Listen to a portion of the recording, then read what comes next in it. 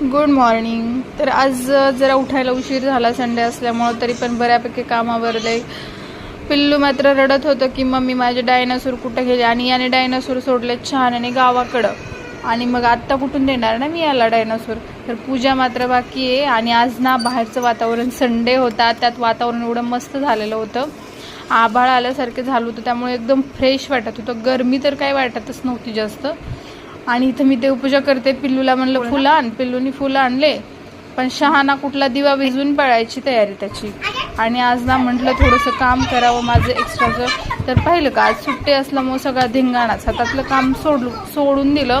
आणि बांगडी मात्र अर्धीच बनवायची राहिली. मग म्हटलं आता जाऊ द्या, मुलं खेळत आहेत, तर आता हे काम थांबवून आपल्या पुढच्या कामाची तयारी करावी. त्यामुळे बांगडी तशीच ठेवून दिली बनवायची. आणि आज मस्तपैकी स्पेशल पुरी भाजीचा बेत होता. टम्म फुगलेली पुरी आणि मस्तपैकी बटाट्याची भाजी. आज संडे स्पेशल रेसिपी बनवली. आणि दुपारून मस्त झोपा काढून आम्ही गेलो नर्सरीमध्ये. मला घ्यायची होती फुलांची झाडं, पण आता ना इकडे बठिंडाला गरमी असल्यामुळं फुलांची झाडं काही भेटत नव्हते. त्यामुळं शोचे प्लांट वगैरे थोडे घेतले, इंडोरवाले आणि बाहेरचे सुद्धा. इथे जास्त गरमी असल्यामुळे जास्त करून इंडोरवालेच प्लांट मी घेतले. आणि रात्री मस्तपैकी मूवी एन्जॉय केला. मुलांना पण मस्त वाटलं. असा गेला आमचा संडे. थँक्यू.